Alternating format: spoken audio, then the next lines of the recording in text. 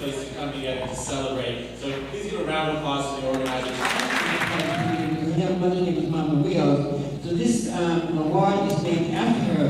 And we had this award because it's someone in the community who goes up and beyond to make sure things are going okay. And oftentimes when we have benefits, raise money for that, so there is no money for functions that we have. So often we have drag shows and a lot at a number. So this individual has always been there to help us. Always been there with the DJ, entertain, MC, collect money, give us money, and she's always also a part of us getting the monetary donation from the Imperial Court along with Kane, Montana for this event this evening. So what we're going to do, I'd like to present to you Empress Regina Styles, owner of the recipient of the Santa Styles Award.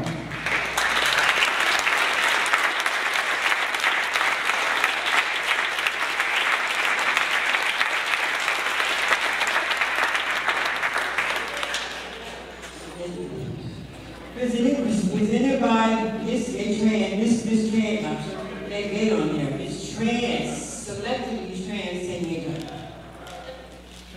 I'm just going to say a couple of words real quick. First, I'd like to say thank you very much to Tracy and the rest of the Transgender Day of Empowerment Committee who chose me for this award. I'm not going to make this a dull moment. I'm just going to run through this really quick. September 29, 2004 was a day of empowerment for me. For some of you guys who don't know, some of you guys do know, that Satin Styles is my mother, my drag mother.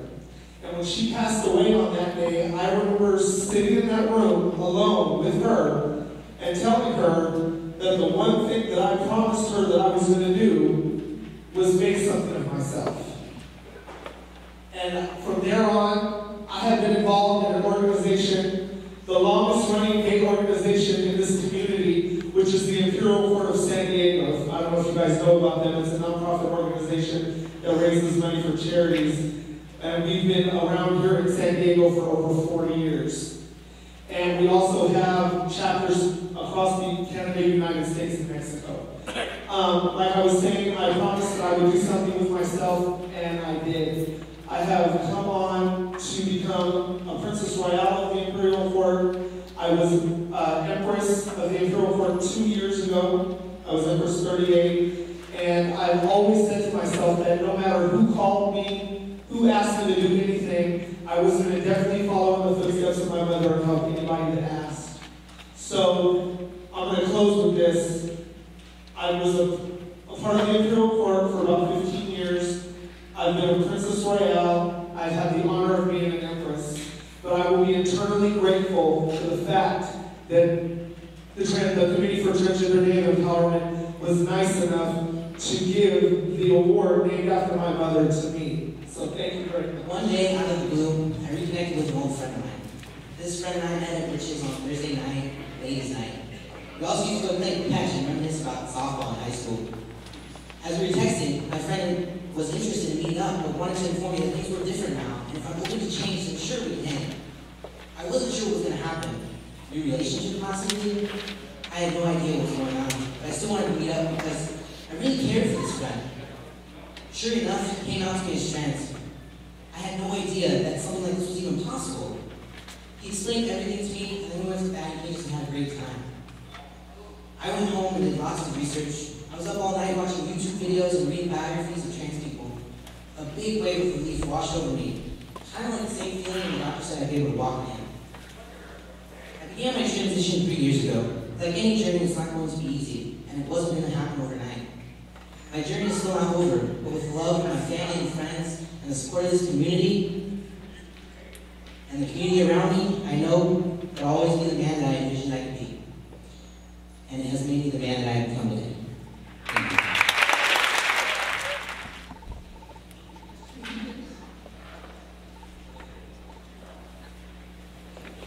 My name was Martin Garcia Jr. Now I am Martha Ann Garcia. And I didn't bother that for almost 46 years. We was apart. I don't remember what's happened, but I never so much like a woman. Well,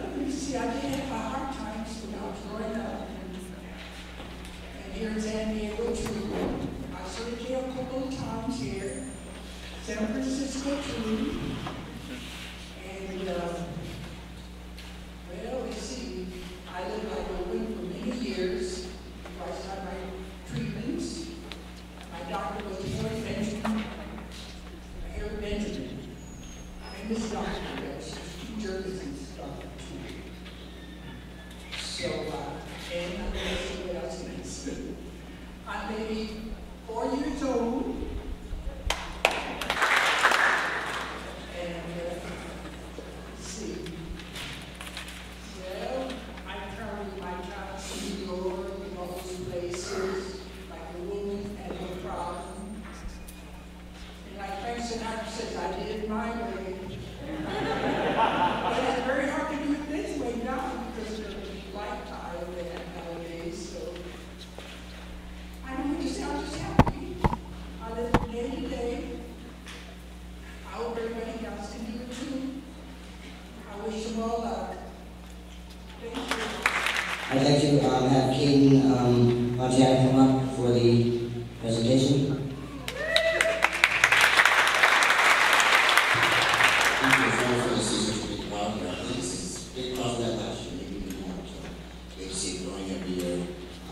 The business receiving the Ally Youth Award this year has impacted the transgender community in several positive ways.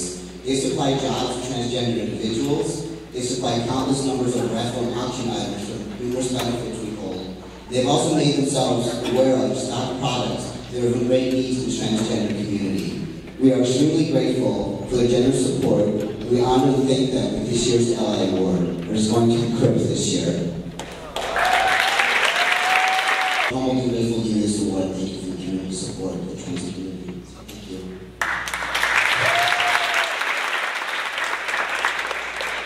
Hello, I'm so excited tonight to present to you two ladies, a mother and a daughter.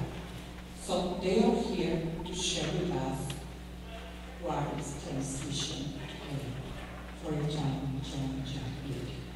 Please welcome the mother, Araceli Mesa, and the daughter, Amber Escobar Mesa. Hi everyone, I'm the daughter, Amber Escobar, and this is my beautiful mother, Araceli.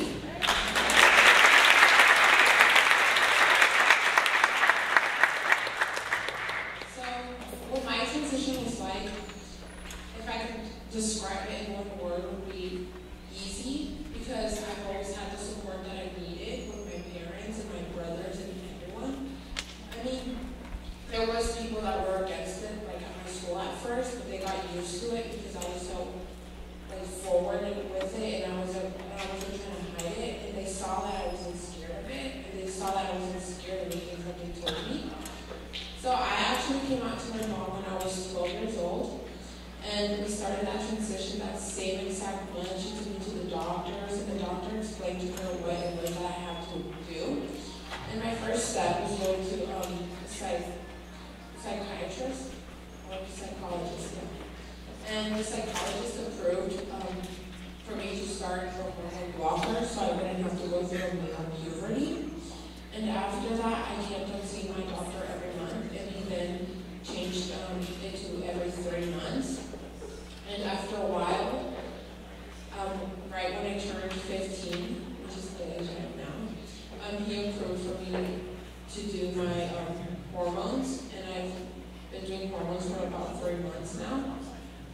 And that was what my process was like. I feel like it was a little harder when I was younger because I grew up in Mexico, and it's just somewhere where it's not very accepted. So my uncles and my grandparents were like very, very against it. But since I was young, I didn't really care, I didn't really see it. And that's what my transition was like. It was very easy.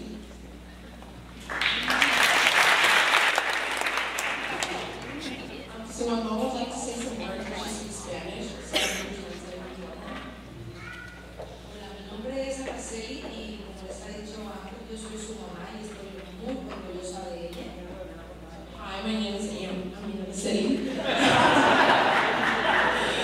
And I'm Amber's daughter, and I'm very proud of my daughter. Me siento muy afortunada en que Dios me haya dado la dicha de haber tenido una hija transgénero que me ha dejado muchas cosas maravillosas.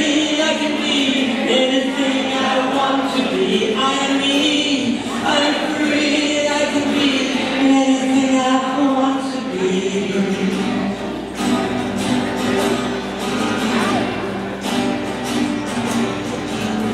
of those before us have paved the rocky way. They work and suffer for all of us today. But we are not alone, just look around the room. All the joy that fills our hearts makes our flowers bloom. Ready?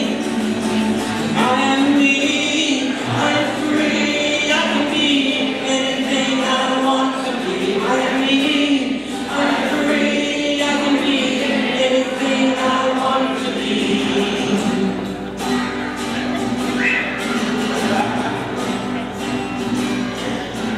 Remember, it's your life, a future to behold. There's nothing in your way to pave the streets with gold. I love the things I've done, the things that make me proud. We've all done many things that stand out in a crowd. I am me, I'm free, I can be anything I want to be. I am me, I'm free, I can be anything I want to be.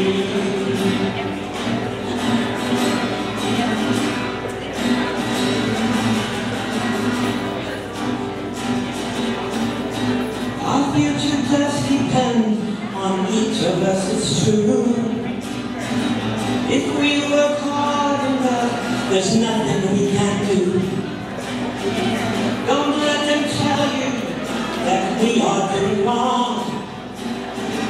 The more that they say no, it only makes us strong.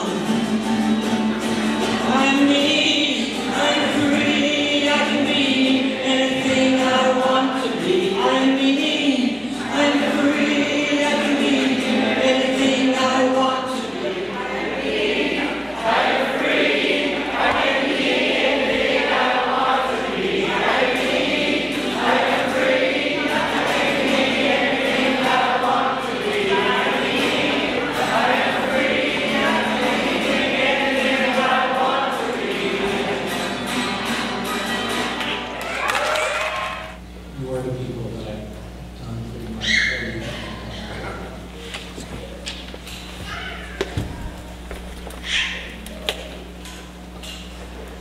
I guess what I would really like to wrap up and say is that our equality, our ordinary equality, our civil rights is not about you. And it's definitely not about me. And it's not about your demographics or mine. But instead, our ordinary equality, our civil rights is about us, all of us. It is about how each of us is full of humanity.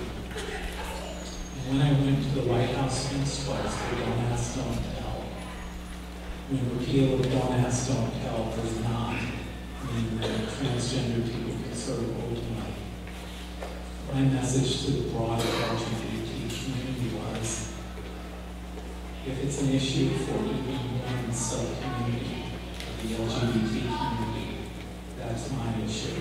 Hoorah!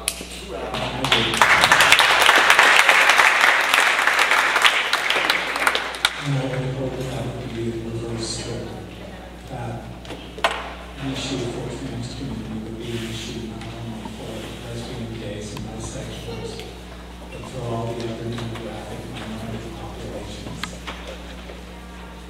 So just care about you. And I hope that some of you will look forward and say, what can I do to pay forward what other activists have done for me before I came? What can I do to make the world better for the generations of not only just trans people, but lesbian, gay, bisexual, or African Americans, or Hispanics, for women, or whatever group that you focus on, we can make a better world. Congratulations, join us now.